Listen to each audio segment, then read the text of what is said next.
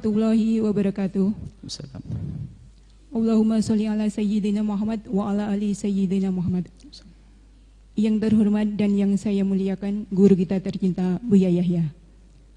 Sebelumnya terima kasih atas waktu yang telah disediakan. Izin bertanya Buya, sebagai wanita yang telah menikah, apakah berkewajiban merawat kedua orang tua kita, yaitu merawat ibu bapak kita? Bolehkah pergi jauh bersama suami hingga tidak bisa merawat ibu bapak kita? Yang menginginkan pergi jauh adalah si wanita, bukan suaminya. Syukron kasiron. Wassalamualaikum warahmatullahi wabarakatuh. Waalaikumsalam warahmatullahi wabarakatuh. Jika ada orang tua yang fakir dan memerlukan, ini sekaligus kita sambungan dengan tadi bab zakat. Wajib memberi nafkah anak laki-laki. Jika ada seorang bapak atau ibu fakir, maka yang wajib beri nafkah adalah anak laki-lakinya, bukan anak perempuan. Sehingga dalam pembagian waris pun lihat laki-laki mendapatkan yang banyak karena tanggung jawabnya besar. Kalau orang tuanya jadi fakir, dia yang menanggung. Kalau adik perempuannya fakir, menjadi dia menanggung kakaknya. Anak laki-laki menanggung saudari perempuannya. Anda laki-laki punya saudari perempuan 4, fakir semuanya, dia langsung masuk dalam tanggungan Anda. Anda punya orang tua fakir, semoga Anda cukup semuanya, amin.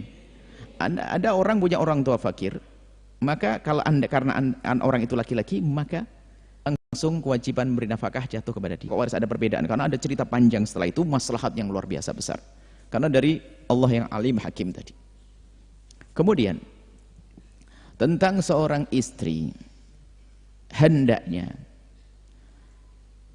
bukan hendaknya, harus ada di hati setiap anak, apakah dia laki-laki dan perempuan, berniat untuk selalu memaksimalkan dalam berkhidmah melayani orang tuanya. Jangan terlintas di hati sekecil apapun dari lintasan tersebut untuk menghindar dari mengabdi kepada orang tua. Jadi jangan sampai ada lintasan untuk lari pergi. Wah, pergi saja deh kalau di sini ruwet. Awas, hati-hati, ruwet malahan di luar sana. Urusannya kok menghindar dari orang tua. Termasuk seorang perempuan tadi kan, keinginannya dia untuk pergi, naudzubillah. Sementara orang tuanya memerlukannya. Jangan berkeinginan untuk pergi. Sama sekali. Kecuali yang menginginkan suaminya. Suaminya karena bekerja sebuah tempat dan dia memerlukan dia, lalu dibawa oleh seorang suami. Lah ini baru sah pertanyaan ini. Tapi kalau suaminya membebaskan, kau boleh tinggal bersama orang tuamu, bersama suami orang tuamu. Ngabdi kepada orang tuamu, berbuat baik pada orang tuamu selagi suamimu mengizinkan. Atau bahkan mungkin tinggal di situ bersama-sama merawat orang tuamu, wahai wanita. Kalau ternyata suamimu menghendakimu pergi, kau di bawah naungan seorang suami, ikut. Lalu bagaimana kisah orang tuaku? Saya seorang perempuan diajak oleh suamiku pergi, harus meninggalkan kampung halamanku. Sementara orang tuaku memerlukan bantuan dariku. Musyawarahlah kepada suamimu. Yang harus kau dahulukan memang suamimu. Karena suamimu orang benar, yang repot kan mengambil di suami dari asal tempat, nggak pakai mikir, hanya kecantol di Facebook, nggak tahu siapa dia. Kalau suamimu benar, pasti akan menghargai pendapatmu, pasti peduli dengan mertuanya. Mungkin engkau sebagai seorang istri tidak bisa menemani bapak ibumu, tapi karena suamimu orang baik, mungkin akan berpikir, mungkin kita akan kirim orang yang bisa membantunya. Memikirkan mungkin kita kirim uang dan sebagainya. Karena aku perlu kepadamu wahai istriku, aku harus denganmu. Mungkin begitu. Dimusyawarahkan yang baik. Yang penting jangan sampai dalam dirimu tidak ada greget, tidak ada keinginan untuk merawat ibunda dan ayahanda yang di rumah. Hati-hati. Suami ya nomor satu kan suami. Kalau seandainya ibunya sakit, bapaknya sakit dan sebagainya, jika suami belum mengizinkan, ya jangan pergi dulu ke sana. Karena mungkin lebih penting urusan suami. Tapi suami yang baik tidak mengizinkannya. Suami baik kok. Yang jadi masalah kan sekarang itu suaminya juga nggak baik. Salah faham lagi dari baca kitab Uqudul Ijan. Kamu sudah diberikan kepadaku. Kamu tidak boleh ke sana lagi. Ini salah faham baca kitab.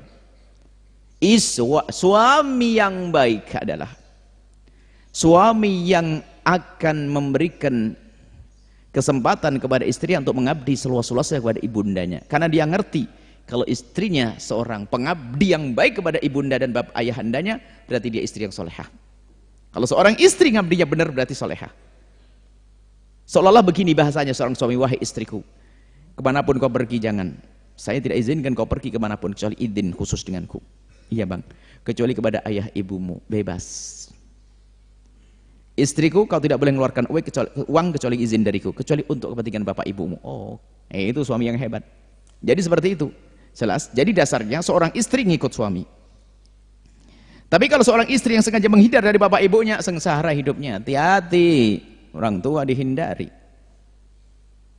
Kecuali ada hajat tadi ngikut suaminya, babnya beda. Pun demikian setelah berkumpul dengan suaminya, diskusikan terus-menerus tanpa henti bagaimana bisa mengabdi kepada ibunda dan ayahandanya.